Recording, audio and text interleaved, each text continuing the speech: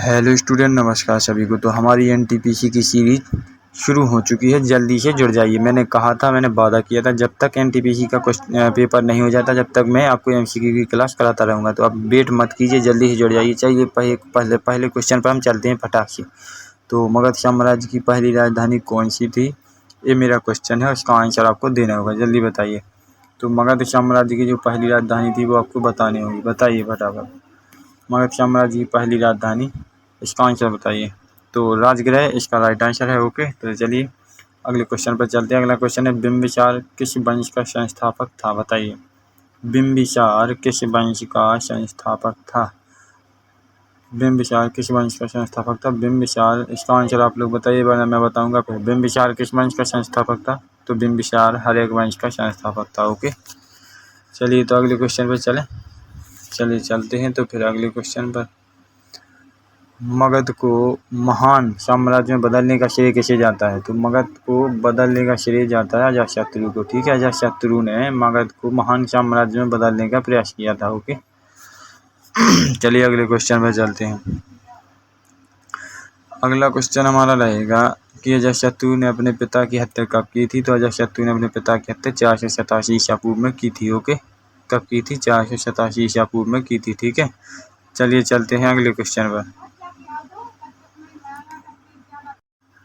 अगला क्वेश्चन क्या है हमारा?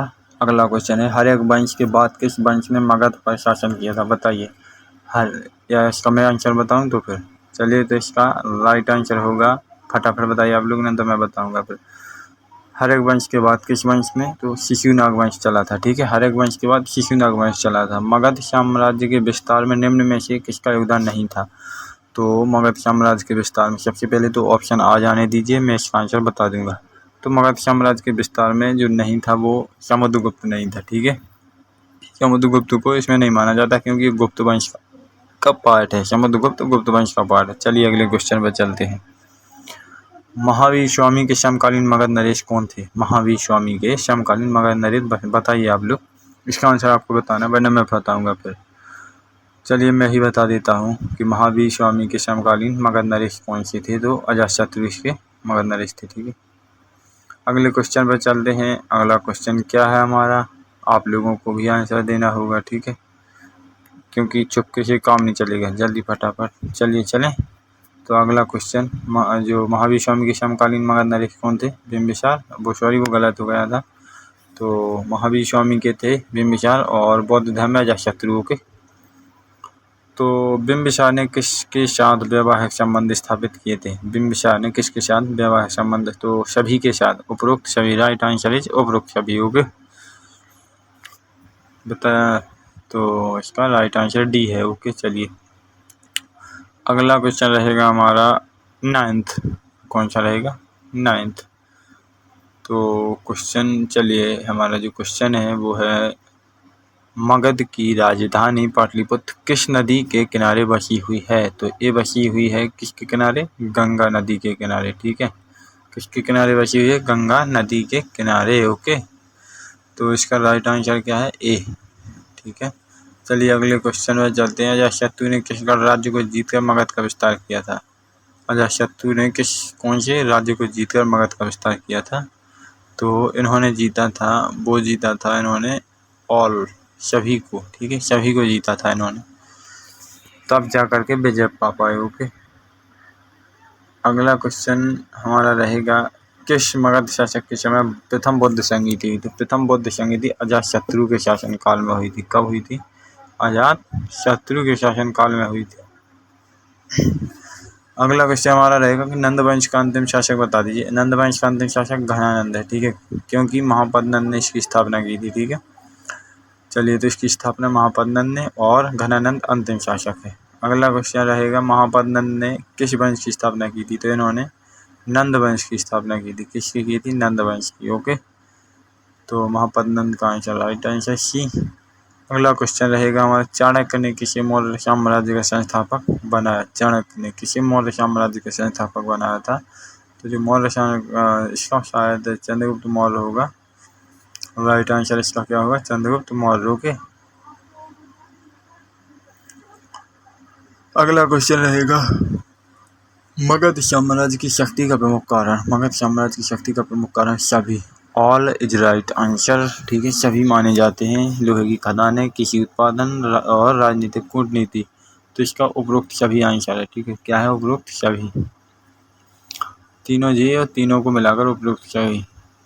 तो अगला क्वेश्चन होगा हमारा 16, मौर्य वंश की स्थापना कब हुई थी? तो मौर्य वंश की स्थापना 321 में हुई थी। कब हुई थी? 321 ईसा पूर्व में मौर्य वंश की स्थापना हुई थी। अगला क्वेश्चन रहेगा हमारा, अजातशत्रु ने किस प्रकार की युद्ध मशीन का प्रयोग किया था? देखो एनटीपीसी के लिए समय नहीं है, इसलिए मैं थोड़ा और जल्दी चलूँ। तो इसका राइट आंसर होगा महाशिला कंटक। क्या होगा? महाशिला कंटक, ठीक है।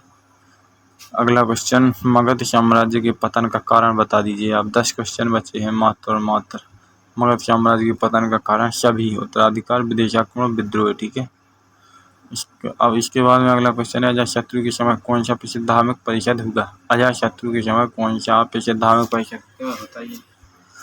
अजातशत्रु के समय में किसका हुआ था? प्रथम बौद्ध संगीति, ठीक है। प्रथम बौद्ध संगीति। Right answer is B. 20 का करेक्ट आंसर है, तो हमारा बी आंसर रहेगा इसका करेक्ट आंसर। चलिए अगले क्वेश्चन में चलते हैं। हमारा अगला क्वेश्चन क्या होगा? अगला क्वेश्चन है हमारा, शिशुनाग वंश के शासक के समय द्वितीय बौद्ध संगीति हुई थी कालाशोक के शासन में। कब हुई थी? कालाशोक के शासन में, ठीक है। कालाशोक के बाद कौन आया था? तो कालाशोक के बाद मगध का शासन था क्या? इसके बाद में मगध का प्रमुख प्रतिद्वंदी कौन सा गणराज्य था? मगध का प्रतिद्वंदी कौन सा गणराज्य? तो मगध का प्रतिद्वंदी बताइए आप लोग, पहले मैं बताऊंगा। बज्जी इसका राइट आंसर है। क्या? बज्जी इसका राइट आंसर है। चलिए अगला है कि नंद वंश के शासकों को किस उपनाम से जाना जाता है? नंद वंश के शासकों को सर्वेश्वर के नाम से जाना जाता है, ठीक है। किस सर्वेश्वर के नाम से जाना जाता है? उपनाम है, ठीक है।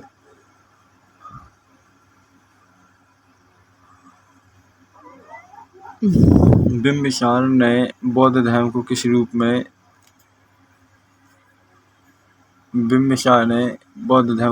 में स्वीकार किया था? संरक्षक के रूप में, ओके। एक क्वेश्चन गलत हो गया मुझसे और मैं उसको रिपीट नहीं कर पाया, बाद में करूँगा, ठीक है। एक रथ था वहाँ पर जहाँ पर मैंने सर्वेश्वर कर दिया, ठीक है। तो उसको आप लोग सुधार लेना, मैंने यहीं पर बता दिया। मगध साम्राज्य के किस वंश का शासन सबसे लंबा चला? तो मौर्य वंश का शासन सबसे लंबा चला। किसका? मौर्य वंश का, ठीक है। तो मौर्य वंश का शासन सबसे लंबा चला। B is the right answer, okay. कोई प्रॉब्लम? No doubt. तो अगले क्वेश्चन पर चलें। इसका आंसर मौर्य वंश है। अगले पर चलते हैं। तो अगला क्या होगा हमारा क्वेश्चन 25। इसमें लिखा हुआ है कि अजातशत्रु के समकालीन जैन धर्म के तीर्थंकर बताइए। अजातशत्रु के समकालीन थे और जैन धर्म के तीर्थंकर थे, तो इनमें से कौन हो सकते? Mahavir Swami is the right answer, ठीक है। Mahavir Swami B is the right answer. चलिए अगले क्वेश्चन पर चलते हैं। ये तो हो गया है। अगला क्वेश्चन, ये तो भी महावीर स्वामी है, ठीक है। अगला है, किस वंश के समय मगध में बौद्ध धर्म का सबसे अधिक प्रचार हुआ? तो बौद्ध धर्म का सबसे अधिक प्रचार कब हुआ? मौर्य में हुआ या पौर्य में हुआ? किस में हुआ? मौर्य नहीं, किस वंश के समय मगध? चलिए इसका राइट आंसर होगा आपका, बताइए। क्या मैं बताऊं? तो इसका राइट आंसर होगा मौर्य, क्योंकि किस वंश के समय पूछा और मगध में, तो मौर्य ही निकलेगा, मौर्य, ठीक है। मौर्य साम्राज्य की राजधानी कहाँ थी? मौर्य साम्राज्य की राजधानी कहाँ थी? तो पाटलिपुत्र। पहले राजगृह, दूसरी पाटलिपुत्र। अगला क्वेश्चन होगा 28। अजातशत्रु ने लिच्छवियों के विरुद्ध कौन सी नीति अपनाई? तो इन्होंने युद्ध की नीति अपनाई। कौन सी नीति अपनाई थी? युद्ध की नीति। और इन्हीं के शासनकाल में एंड करेंगे क्लास का, ठीक है। 1-2 क्वेश्चन और करेंगे और एंड करेंगे। नंद वंश के पतन के पीछे प्रमुख कारण बता दीजिए। नंद वंश के पतन के पीछे क्या कारण था? तो 4 कारण थे। जनता का असंतोष भी था, मौर्यों का उदय भी था, चाणक्य की योजना भी थी, ठीक है। Right answer is D. उपरोक्त सभी। एक लास्ट क्वेश्चन बचा हुआ है, ओनली लास्ट क्वेश्चन, ठीक है। तो चलिए चलते हैं हम क्वेश्चन पर। चंद्रगुप्त मौर्य ने किसकी सहायता से नंद वंश को समाप्त किया? तो इन्होंने चाणक्य की सहायता से नंद वंश को समाप्त किया। ओके, तो आज हमारे 30 क्वेश्चन हुए और थोड़ा बहुत जो भी पूछना है वो पूछ सकते हैं। मैंने क्लास एंड हो रही। हाँ, थोड़ा इसके बारे में बता दीजिए, बैच के बारे में। आपकी यहाँ पर जिसकी भी हिस्ट्री में जिसको प्रॉब्लम है तो वहाँ पर आइए, आपको जो एक लक्ष्य बैच 3.0 ये बैच आपको किस लिए है? CGL के लिए। बट CGL के लिए ही नहीं, क्योंकि CGL और SSC रेलवे दोनों के लिए GS समान होता है, किसी में कोई फर्क नहीं है, ठीक है। और 31 मई से स्टार्ट होने वाला है। कब से? 31 मई से स्टार्ट होने वाला है, 11 AM to 12 PM। Okay, 11 AM to 12 PM। Tier 1 Tier 2 दोनों के लिए। और live classes, recording class test series, PDF सब कुछ मिलेगा। 15 महीने की वैलिडिटी मिलेगी। और साथ ही Tier 1 Tier 2 दोनों के लिए होगा, ठीक है। Tier 1 Tier 2 दोनों के लिए होगा, तो इसमें कोई प्रॉब्लम नहीं है। कंप्लीट हिस्ट्री कराई जाएगी। बट ये बैच कितने का है तो यहाँ पर देख लीजिए एक बार कि बैच, हाँ, इस पर आप कर सकते हैं क्या संपर्क मुझसे, ठीक है। तो 999 रुपये का बैच है, बट 999 आपको नहीं देने हैं, इंडिया में सबसे कम प्राइस पर।